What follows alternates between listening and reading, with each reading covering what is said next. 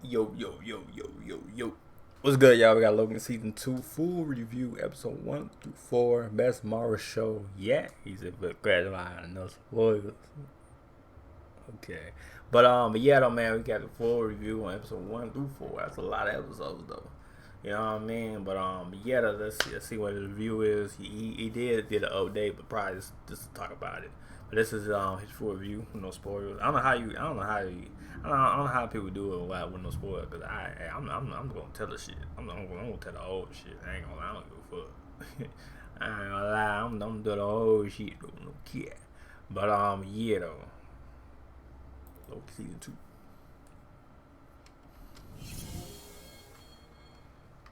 What's going on, guys? Welcome to Everything Always. My name is Michael Roman, aka Allfires. Now, last night at midnight, I posted my immediate reaction to the first 4 episodes of Loki. Today's actually my review video, and those are very, very different because there's a lot I want to say about the episode that I couldn't say last night, but don't worry, there are no spoilers in this video whatsoever. While we spend a lot of time talking about plot here at the channel, we will not be doing that during this video.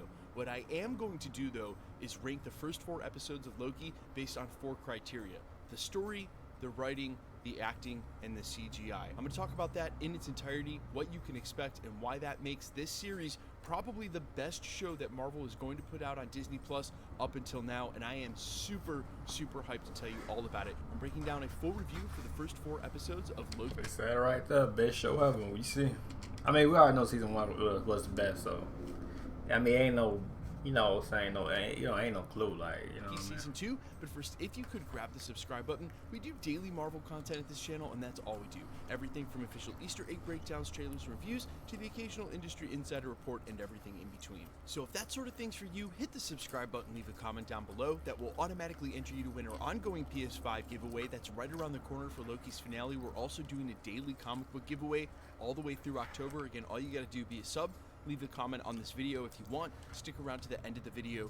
We'll get into all the giveaway stuff again there. Now, real quickly, just for some annotation, if you're not familiar with my reviews, and usually I don't do reviews, I'll do a reaction and then wait for the Easter egg video. The reason that I'm doing this review is A, because the show is awesome, but the reason I choose 4 specific categories, and in that order, story, writing, acting, and CGI, is because you can have really good CGI and appearance, but if the acting is bad, it's hard for the show to be good. That Facts. being said, you can have good acting and good CGI, but if the writing is bad, it's really hard to imagine that the acting can outdo the writing. And then going backwards, if the writing, the acting, and the CGI are all great, but the story isn't good, then it's hard for a show or a film to be good, and that's why we go in that specific order in these categories. So we're going to start with the story. What's actually going on in Loki Season 4, and how do I rate it? Guys, you know, if you've kept up with my channel at all over the last 2 years, or if you've sort of kept up with the general consensus for what's going on with Disney Plus shows, one of my major gripes is that the story very generally never fits the number of episodes they want to do. Basically, it's very fast out the gate for a lot of these shows, and then we meander and wait around for a couple of episodes while nothing is going on, only to find ourselves in a finale rushing through a lot of plot that probably should have been covered and during the show. This show does not do that. It picks up right where Loki Season 1 left off and has basically felt like one long finale the entire time through the first 4 episodes. Long finale? Oh, shit. Absolutely zero filler. The show is extremely high-paced, and as Marvel fans who have been waiting to see just where this show is going to fall into the middle of the multiverse. Sometimes they make seasons or movies, and sometimes they don't go right, after the, what I'm saying, the event. So you just gotta imagine in your head, like, okay, this is what happened, part, you know what I mean? But that's good they do it right after what happened in Season 1 to Season 2. That's good. I like saga, and what kind of major, pun totally intended, implications it would have therein. This show is starting to really tie that all together and really makes good as an extension on what we saw during Loki Season 1. So basically, if you loved Loki Season 1, you're going to love Loki Season 2. And yeah, I mean, I kind of figured that, what I'm saying. Season 1 was good. I already know Season 2 was good. And there's no reshoot, so everything we see, everything they film, we gonna see type shit. So instead of them just trying to do another Loki Season 1, They've really upped the ante and the pace of the show, and the story is absolutely incredible thus far through 4 episodes, so no worries there. Now the second part is the writing, another huge point of contention, especially when it comes to Marvel movies and TV shows in Marvel Phase 4, and especially beginning here in Marvel Phase 5. They haven't allowed us to actually empathize with the heroes, and thusly we can't root for them the way we did during the Infinity Saga. Let me explain what we loved about Guardians of the Galaxy, Captain America, Iron Man. We were able to see the arc for those characters, really know what they went through, the hard decisions they make, and then root for them because we're aligned and on their side by the time that something actually happens. Another huge point of contention, especially for Ant-Man and the Wasp: Quantumania, a film I rather enjoyed despite all its flaws. They sort of wrapped it up with a bow at the end, and if that king during Ant-Man isn't one of the major kings on the council or someone we're going to see in the future, then you wonder why they spent the whole movie focusing on that character just to have Ant-Man defeat him and get sucked into a quantum drive. Same could possibly be said for WandaVision, where Westview could have been this huge thing, but instead they sort of wrapped it all up with really no consequences going forward, or only the slight consequences they wanted. Basically, they've been playing it safe because it's much easier to make an MCU where you don't have to acknowledge huge holdovers from projects before.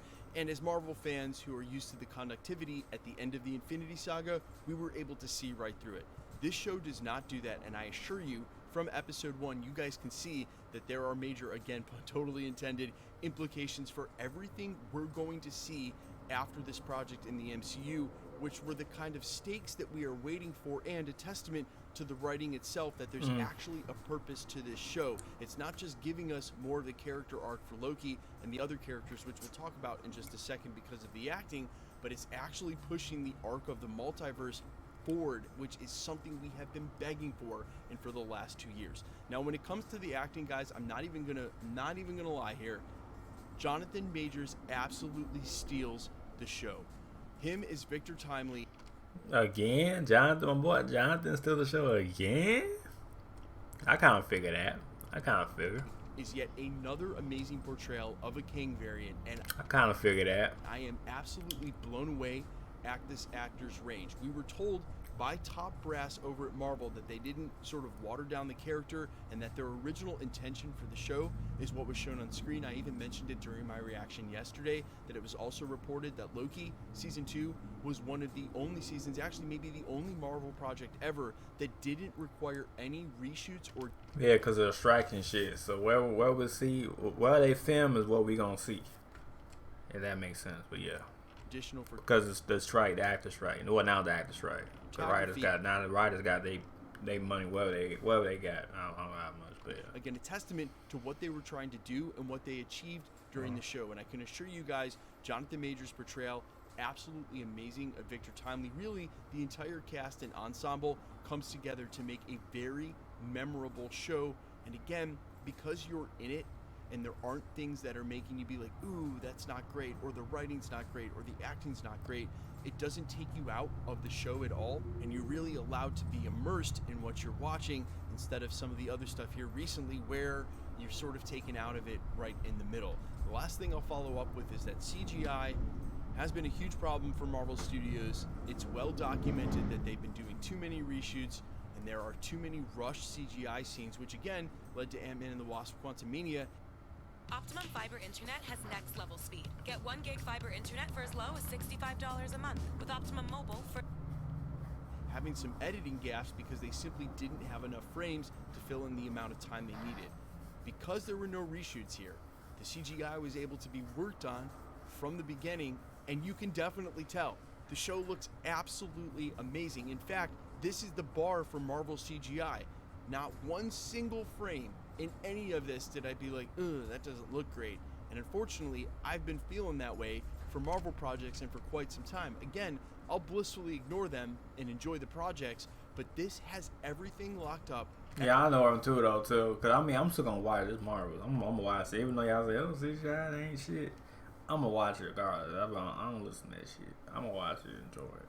You know what I mean? But, yeah. Everything polished, everything the way you'd expect from something coming from Marvel Studios. And it's sad that it's taken them this long to sort of nail the Disney Plus thing, but man, You know, look, Disney's the one, Marvel's the one that decided to put out Secret Invasion and then Loki Season 2 back to back. And when you hold these up to each other, the inequity is just so blatant. Loki Season 2 is a polished, finished piece of art that we expect from Marvel Studios, compared to Secret Invasion that was just a loosely, badly, poorly written story where the main character, Nick Fury, had no arc at all, and where Emilia Clarke should have been the character that we followed so we could root for her at the end. That story wasn't even Secret Invasion, it was just a story about Skrulls on Earth set in the MCU with Secret Invasion slapped on the title.